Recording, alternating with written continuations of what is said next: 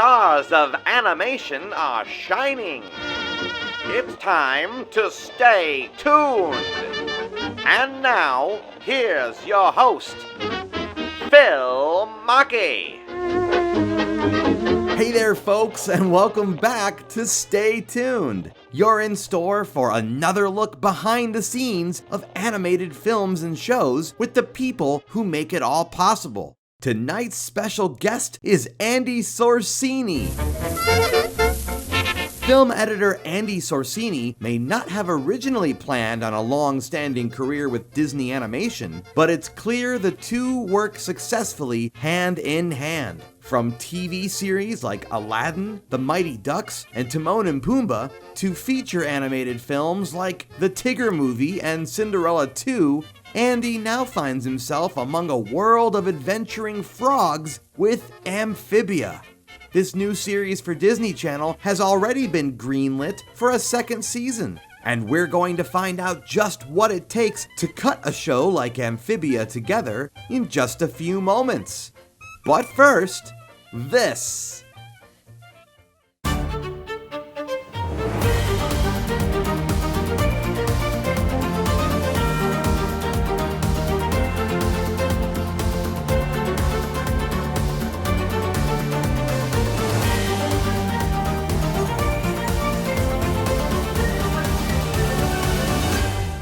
Andy Sorcini, welcome to Stay Tuned. Thank you. Thank you for having me. It's a pleasure to be here on the show. It's a pleasure to have a fellow Italian.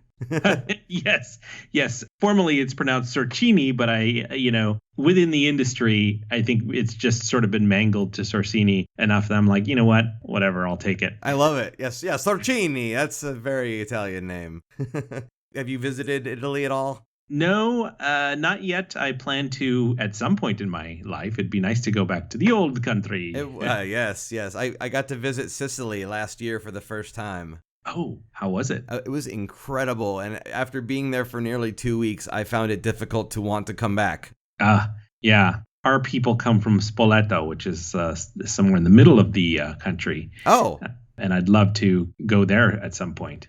I'll have to keep that town in mind. Yeah, it's a beautiful looking country. I've seen pictures. Oh, yes. The pictures are lovely. So, Andy, you are an animatic editor. Did I say that correctly? That's the right title? Yes, well, a film editor in general, and I cut animatics, which is the pre-production aspect of the workflow, but I also cut the color for when the animation comes back. So both animatic editor and final color editor. Thank you for the clarification, because I did not know that. And, as a reminder to listeners, the animatic is essentially a rough draft for a cartoon. It's got minimal movement, just enough to kind of quickly communicate pacing and story beats. That leads me to my next question, which is, what is a day in the life of an editor like? Well, you happen to catch me in the scope of the production that I'm working on right now, which is Disney's Amphibia, in second season animatics. So I am deep in the heart of the animatic process. So in general, like a week for me will start off when I'm building an animatic. I'll get the storyboard panels on a Monday, and it generally amounts to quite a few hundred, maybe close to 1,000, depending on the length of the show. And I will take those panels and I will import them into a linear editor. In this case, it's Avid Film Composer. Yeah. And I will lay those out on a timeline, pacing them out the way that I feel to emulate movement of animation. Providing that I have enough panels to do that with, I'll time it out as a guide for the next stage, which is when we ship it overseas to have it animated. So when they see that, basically, it's a guide to help our director and our showrunners convey what that animation is supposed to look like in its final form. Throughout the course of the week, I'll cut those panels together, build the entire show, and also cut them against production dialogue that we have, and cut in temporary sound effects and temporary music. That's fascinating. And what I think is really cool, just to kind of give people a sense of timing, I just watched the premiere of Amphibia Season 1. Yeah. That just came out. So just to give everybody a sense of scope, Andy's working on Season 2. Season 1 is just emerging right now, right? Yeah. And season 1, the entire season of Amphibia will be done within the course of 5 weeks. So, wow. So there'll be a long wait until season 2 color comes back and is ready for air. So, as people who've been listening to your show probably get the sense of at this point, animation is a very long, involved process. Absolutely. And, if you watch like the DVD extras for a lot of Disney films, you can usually go in and watch some animatics, and they look like typically black and white, very minimal moving, almost like a comic book sort of thing. But what does color editing mean? What is that all about? After the animatics have been sent overseas, the scenes have been animated, and we get the full color animation back as individual scenes. Then my job is to take those scenes and drop them in over the animatic build so that they match essentially scene to scene with the timing that we had in the animatic. And then I will work with the directors and the showrunners to massage that episode to the air length that we are contracted to deliver to the network. Giant head, spindly limbs, face bumps. The beast! Stop following me. I have bad news for you, beast. I taste terrible. Ew, I am not gonna eat you. You tried to eat Wally? I tried to ask Wally for help. He ran off screaming the second he saw me. That does sound like Wally. So if it's like a 11-minute episode, what we get back is usually over length. We generally ship over length to give us the latitude to sort of play around with the timing. Absolutely. And within the course of the editing process, we will massage it to time and get it to the right length. But not only that, but also reevaluate from a story structure point if scenes are playing right, if scenes need to be moved around, if entire scenes can be dropped because they're just not essential to the narrative. And also within the process of our color editing timeline, we are doing retakes. So we're sending out scenes that came in not quite correct and sending them back overseas or sending them to our in-house production team to tweak and get right so that it's essentially as perfect as we can make it before it goes on air. I've said it before and I will say it again. The process of sending animation back and forth, it sounds like an eternal game of telephone. It's often a lot of trying to communicate something that seems intangible. It's all subjective. So when a showrunner or director is looking at a scene coming back from overseas or coming back from wherever it's animated, and they're just not feeling it, then they have to. We sit in a process that colloquially at Disney we call sweatbox, which is a term that goes back to Walt Disney's days. Yes. When Disney used to get his animators in a small, hot room and put the pressure of scrutiny on them. And so it would be hot and sweaty, both because it was a small, cramped room and also because the animators were literally like in a hot seat under Walt's eye. Because nothing says productivity and creativity like shoving a bunch of guys into a room and telling them how much they suck. Yes. But then it's that process of trying to convey to the retake crew what sort of intangible, what subjective things are not working with the scene and how to make it better. And oftentimes it is technical stuff like we have problems with lip flap, or we decide that we need to have a different line of dialogue in there to convey the meaning of the scene. So we'll scratch something in and then have the voice talent record ADR to match that. And then we have to have our team, a retake team, redo the lip sync to match the new ADR to get it to working right. It's all, I like to think of it as the animatic process is really the creative process where you are creating the mood of the episode, and the post-production process is really all problem solving, like fine-tuning it until it gets to match your vision. So it's like building a house. You really want to have that good foundation in there. Yep.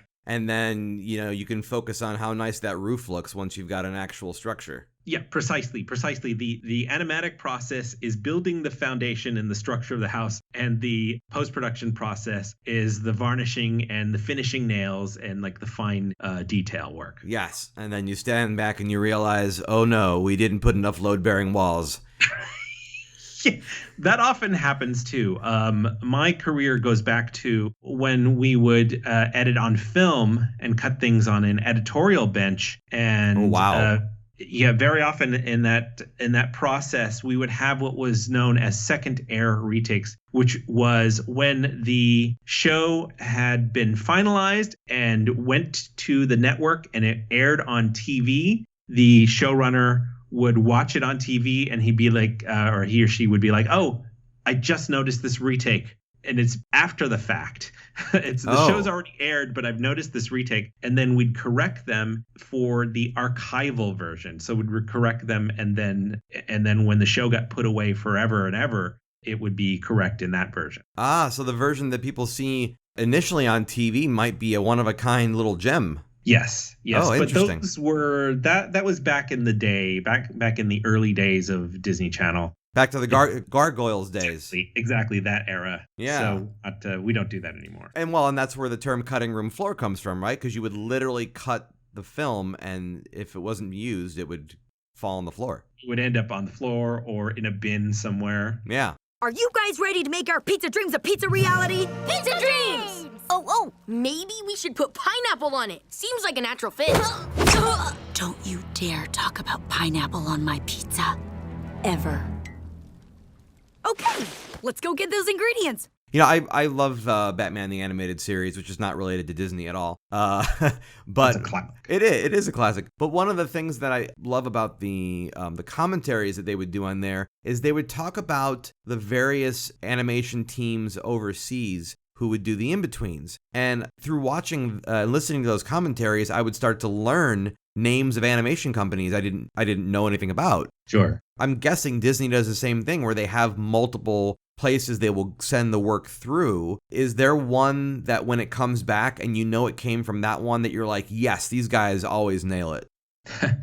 I think that varies from project to project. Like, for example, on season 1 of Amphibia, we had 3 different studios. And as we went through the season, we discovered that 2 of them were fairly outstanding, and one of them just had problems sort of keeping up. Off-model stuff, you mean? Off-model stuff, or didn't quite get the flow of the animation the way that we were looking for. Like, it's not a slam against that studio in general. It's just this particular collaboration of the team that they were using with our project. So it differs every time. And in other cases, that particular studio may have done really outstanding on another project. So it varies. You know, it varies from project to project. It varies from studio to studio.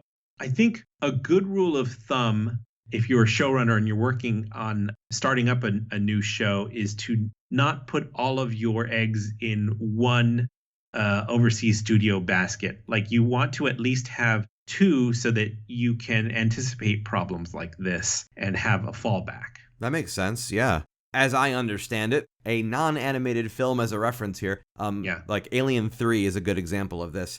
Yeah, you already know where I'm going with this. That's funny. Yeah, it's just interesting. Alien 3 has actually come up a lot in the last few weeks. Oh, really? Just completely unrelated to animation, but it's sort of like it's one of those Bader-Meinhof phenomenon things where you happen to mention Alien 3 and I'm like, oh my God, Alien 3. How is it that Alien 3 is coming up in this conversation? All right, go on. well, because that film, it stands out in my mind as one of those movies where there are definitely multiple cuts. The editor had a huge effect over the outcome of what we got to see. It changes the tonality, it changes the story, it changes like everything. Yeah. I don't think people know how powerful editors really are. Has there ever been a version of anything, going back to the mid-90s Disney afternoon stuff, has there ever been a version of something that you cut together that you preferred and it did not make it to broadcast at all? That is a very good question. And I have to think, because a lot of the stuff that I do is more or less episodic. So in general, because of the teams that we have, for the most part, we tend to work it until the cream rises to the top. So what ends up on air is usually the best version of whatever it is. Like there are the project that I worked on before this project I'm working on now is Amphibia, but just before that I worked on a show called Billy Dilly's Super Duper Subterranean Summer. And it rolls right off the tongue. Yeah. And we had some episodes that I felt we really pushed some envelopes in the animatic phase and even in color. But unfortunately, a lot of that stuff could not, for one reason or another, make it to air. And so a lot of it ended up being compromised by a bit. And I think that was just one of those situations where the style of the show going into the project did not necessarily mesh with what the network wanted to see coming out of the production. But that just happens sometimes. Sometimes the one creator's vision. If you're a showrunner and you're bringing your project to a network, particularly like a Disney and the Disney Channel, you can expect that there's going to be a lot of compromise along the way to get it to a version that is palatable. But I will say that to Disney's credit, they do like to push the envelope themselves too. So they're willing to entertain your vision and help you have your vision. But sometimes the vision is just so out there that the world is not quite ready for it. Interesting. I'm really wondering what you mean by that. Well, I can't. Unfortunately, I can't show you any of the. Because it's just it doesn't exist in any sort of final form. So that show didn't actually get to air then. No, it did air. The entire season aired. But like I said, some of the episodes were aired in a somewhat compromised version from what the showrunner, the show creator. Oh, I see. Yeah. Interesting. That showrunner was Aaron Springer. And if you know Aaron Springer, he has some outrageous visions. And if allowed to really roam free form, he is capable of some really outstanding, irreverent stuff. And I think that it was just a fit that was not quite suited to his vision. Okay. Unfortunately. So gone are the days where we're going to find inappropriate posters in the back of the Rescuers. Yeah. Yeah. Like all stuff like that gets gone through with a fine-tooth comb by our legal team and standards and practices. So none of that, especially on episodic TV basis. Now, I don't even think you can get away with that kind of stuff in feature film anymore. Well, it's the sign of the times. Yeah. More with Andy Sorcini after this.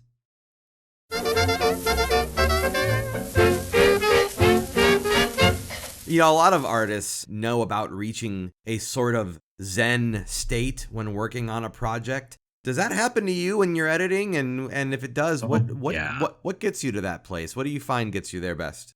Oh, yeah. Well, that is usually when I have this sort of vision in my head about how I'm going to cut a scene and the emotional impact that I want it to have when I'm done with it. And I put it together and it all works exactly the way that I envisioned. I do get that sort of Zen state, and I do get a little giddy about that. I'll be honest with you. Sure. Like even the very first episode that I cut in season 1 of Amphibia, Flood, Sweat, and Tears. Yeah, so it was originally called Flooding the Basement, and the name changed somewhere through the one I saw online says Best Franz. That's the one I watched. Is that not correct? Right. Anor Beast and Best Franz. That was the pilot episode. But the first episode that I cut, because we'll produce these out of order. So first episode I cut was Flood, Sweat, and Tears. And I didn't cut Best Franz until a little bit later on in the production schedule. They all air in the correct order. We just produce them out of order. The show is very polished. I mean, it's got a really crisp look to it. That is the result of literally dozens of people watching these episodes over and over and over again and catching little mistakes. When we have what we call our playback where we watch the episode all together as a group before we send it off to the channel. Everyone goes through and has we'll watch it all, and we open the forum up for everyone to sort of find any sort of mistakes that threw them off. Okay. There's literally dozens of eyes watching it at the same time and pointing out every little possible mistake. So I mean, that's good to know. There's that much scrutiny that goes into it. Yeah. So as far as animation mistakes, they should be minimal on this particular show. That's very evident. It was a very clean, polished show. Anyhow, I'm afraid I can't do much for you. That cane was made with wood from the incredibly rare, extremely dangerous Doom Tree. Few have made it to the Doom Tree alive. Fewer yet returned. It holds many secrets that mortals dare not. Dude, it's a tree. Just tell us where it is. Yeah, Loggo, cut the chit-chat. You're bald! Okay. I got a map to the Doom Tree right here. But it'll cost you. Click. Or you could do that. You know, I don't understand this phenomena, but I'm going to tell you about it. I'm sure you're going to know what I'm talking about. Yeah. I've noticed since I was a kid. I can own a movie. It could be on my shelf. It could be my favorite movie, whatever. And I've seen it a million times. I've got it memorized. But for some reason, if I'm flipping channels and the movie's on, I'm like, oh, the movie's on. I could watch it whenever I want because I own the movie. But I get more excited that somebody else put it on. Do you know what I'm talking about? There's absolutely something to that where it's the immediacy of it. It's the immediacy, and it's the fact that it just came on and it's just immediately available. It's something that you hadn't thought about. You know, if you stop and think about, I'm going to put this thing on, it's a different Spontaneity is lost. Yeah, it's a different mindset than it just being on and you just being into it. That's why you can like change a channel and catch a movie like 10 minutes into it and end up sitting and watching the entire rest of the beat. So you've obviously, my reason for bringing that up, I actually did have a reason. You've watched these shows as an editor countless times. Yep. Does that happen where the episode will come on and you're just like, hey, I know that show. I just got done editing that show, and you'll just sit there and watch it even though you've just got done, editing the heck out of it? Not so much with the stuff that the most recent stuff that I've worked on, but I worked on Gravity Falls, and occasionally an episode of that will come on and I will be like, oh, this is cool. And I'll just sit and end up watching the entire thing. Well, Gravity Falls was also an incredibly well-made show. Yeah, that was a labor of love. Yeah, I know a lot of fans were very heartbroken that it was not slated to come back per the request of the creator. Yeah, I mean, the idea with that was that there was one story that was being told. That story had a very definitive beginning, middle, and end, and it fulfilled that narrative arc, and that was it. That was all the story there was to tell from that. Now that we're in this strange age of streaming services and Disney especially about to be launching their own Disney Plus service, you mentioned really early in our conversation about the 11-minute episode. And of course, with half-an-hour shows, they either just have 2 episodes or the more sitcom-y type shows will do 22 minutes for one story.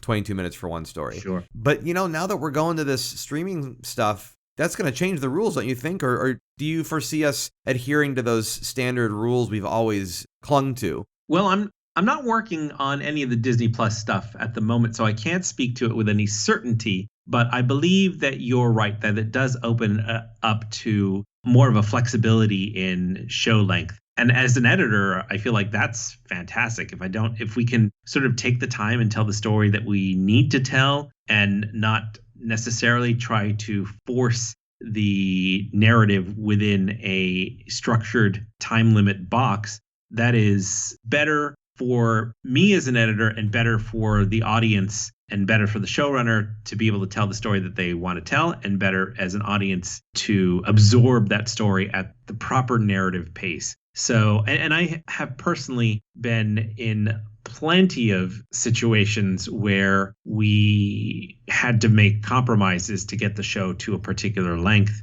And I felt like if we only had just a few more seconds of breathing room to let those stories like breathe and I don't know, because I'm too close to it, I don't know if it really would have made a difference. I can't see it objectively from an audience perspective. Maybe it would not have made any difference at all, but those are the constraints that we have, unfortunately. Sure. And I like that, the idea of letting the narrative breathe, because these time signatures are kind of arbitrary. Yeah. And I feel like that is going away with all of these bespoke networks and creating content that isn't beholding to sponsors. This caterpillar looks exactly like my cat Domino from back home. I love my cat more than anything in the world. She was irreplaceable. But now I found a replacement. Let's take her home with us. You don't typically hear, and I don't mean this in any insulting way, you don't typically hear someone say, when I grow up, I want to be an editor. So, Yes. Is this something that people typically aspire and plan for? Or do you think it's more of a job that along the way you realize, wow, this is really cool. I didn't know this was even a thing. And then you kind of happen into it. That is also an excellent question or observation. That's what they pay me for. I have told my showrunner on at least a couple of occasions that I feel like I'm the. I asked him at one point, who's your favorite band? And he named for me his favorite band. And I said, well, who's the lead singer of that band? And he was able to name the lead singer. And I said, well, now who's the drummer? And he wasn't able to name the drummer. So I feel like film editors are kind of the drummers of the rock band. But I can actually answer that question if you were to ask me that question. Oh, sure. I'm sure. But the point is that we keep the time, we set the pace, but we're not out there as rock show men. We're not there taking the stage and soaking in the glory. But yeah, I think that for me personally, I started in animation on a show called Rover Dangerfield. Yes. It was a movie distributed by Warner Brothers, made by a studio called Hyperion Animation. And I started there as a production assistant and a runner. So I drive film from point to point. And from there, I went over to Disney. I worked at Amblin for a little while, and all in animation. And at a certain point in my career, I had to make a decision for myself because I'm like, where I was going was not really going anywhere. So I have to decide, I definitely want to be involved as a filmmaker, but do I want to do that as an artist and try and develop my artistic skills, or do it in a more sort of craft focused arena? And I chose to do it in a more craft focused arena. And that happened to be editorial because it's something that I felt a bit of a connection to. So I developed those skills and started as a apprentice editor on the Tigger movie. Oh, okay. Yeah. And from that point became an assistant editor and then a full editor. And the rest, as they say, is history. But I think it was just a decision for me to continue to be in the motion picture industry, but do it at a creative level. Not that production isn't creative, but I wanted to be hands-on, to have a tactile, immediate connection to the creative process. That's really interesting. And feature animation, your experience in that is very different than working in the television side, or does it function pretty much the same way, just on a smaller scale? That's a great question. And there is definitely an answer to that. The difference, I would say, is that in episodic TV, we are schedule oriented. So we have a definite timeline that we have to produce one particular episode in. And then we just rinse, lather, repeat that, 22, 26 times a season. Because our schedule is so deadline oriented, we can't really stop. And at a certain point, we have to sort of let go of the process and give into sort of the compromise that is part of the creative process and say, okay, well, this is as good as we can make it, but we can't dwell on it and we can't overwork the story because we have, 25 more of these episodes to make. Whereas in feature animation, you have 2 or 3 years to really develop a story, and you will go through, you will put an entire story up on reels from start to finish several times during that process. It's sort of like as a sculptor when you start with this big block of clay and you chip down and it looks a little bit more cubist, but you're starting to get the form of a human shape in there, and you just chip away and refine until it is like Michelangelo's David standing in front of you. It's that same process where you put up the entire show, and it's generally there. The story is generally there. Some things aren't working structurally, and then you just go back and refine and have quite a few more screenings where you put those reels up, the entire show. And maybe this sequence isn't working, so you scrap the entire sequence and you start all over again. You write a new sequence, and now you've done that, another sequence isn't working, and it's just a longer process to become more refined. The stakes are generally higher on a feature film as well. And then the censors come in and they take the fig leaf and put it over Michelangelo's David. Yes. Well, if it's a Disney feature, yes. Correct. Order up. Enjoy. That's good. I'll take the maggot larb. Did I say that right? Larb? It's actually pronounced lab. Well, how about that? 1 foot in the grave and still learning new things. Well, so Amphibia is now running on Disney Channel, correct? That's correct. It's airing on Disney Channel and also on the Disney Now app. And even after it's done on Disney Channel, you can continue to find it on the Disney Now app. And that's how people support editors. They watch the show. Is that, would you say, the best way to do it? Yeah, and also connect with us on Twitter as well. Twitter and Tumblr. If you just do a hashtag Amphibia search on Twitter, you'll find the fan base and the crew. So you can connect with the crew. You can find me at Mr. Babyman. That's my Twitter handle. Yeah. The showrunner for Amphibia, Matt Brawley, he is at RadRappy. And that's RADRAPPY. And he would love to hear, if you like the show, he would love to hear about it. That's fantastic. I'm sure people will absolutely take you up on that. And of course, I have to ask before you go, Mr. Babyman?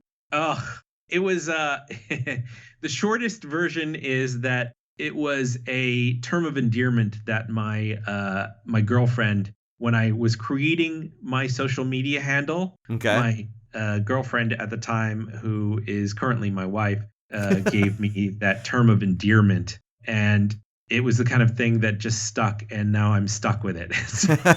I mean, I suppose I could change my social media, but the weird thing about that is, and this is completely unrelated to animation at all whatsoever. Okay. That's all right. So in the time that I created my social media handle, since then, I had become the top user on a social media site called dig.com, which was the precursor to something like a Reddit. It was one of the top social media sites on the internet. And so I was the top user on that site. So the handle of Mr. Babyman was actually became bigger than the person it's behind it. So what? That's awesome. You became an icon. Yeah. It's sort of like, if Lady Gaga said all of a sudden she doesn't want to be Lady Gaga. I want to be Stephanie Germanotta now. They'd be like, no, you can't. You're Lady Gaga. Everybody knows you as Lady Gaga. So, yeah. So that ship has sailed. That ship sailed, basically. Well, cool. Andy, thank you so much for being here today and really shining some extra detailed insight, which I'm very thankful for, into a world that I think most of us didn't really know anything about. I'm so grateful for the opportunity that you have on this show to allow me to enlighten people on this, because it's such sometimes an arcane process just because of the lack of media there is about the process itself. So thank you very much for having the show. My pleasure. And I imagine it feels a little bit like a thankless job sometimes, but the thing that people don't realize is, again, you guys are integral to the shows that we enjoy, because really, as most comedians will know, it's all about the timing. It's all about the timing. And thank you very much for having me on the show. Thank you, Andy. Bye. Now I find myself in the wild unknown with the frogs and toads, and I'm far from home. But there's so much here to discover, one leap after another. Hop into the adventure, gotta rivet, jump on it. Welcome to Amphibia life, don't get much crazier. When you're a normal girl living in another world, what you gonna do? You gotta rivet, jump on in it. Welcome to Amphibia life, don't get much crazier. So rivet, live it in Amphibia. just heard Welcome to Amphibia by Celica Gray. The Amphibia series theme was composed by Doug Petty, with its episodic music by TJ Hill. Hill is also responsible for the music in Disney's upcoming original series, The Owl House. And with that, we come to the close of this episode. Special thanks go out once again to Andy Sorcini for joining us here on the show. Of course, thank you so much for listening in at home. If you love Stay Tuned, go behind the podcast by visiting patreon.com/Phil Machi. Subscribing there will get you access to cool rewards like exclusive interview outtakes, my cartoon reviews, and monthly video updates. I'm also inviting you to check out my original comic books at retailsunshine.com. And be sure to say hi to me on Instagram, Twitter, and Facebook under the handles of both Retail Sunshine and Phil Machi. Don't forget to visit the ever-growing Stay Tuned community on Facebook at facebook.com/groups/Stay Tuners. I've been Phil Machi, you've been a wonderful audience, and until next time, keep those eyeballs peeled, those ears open, and be sure to stay tuned.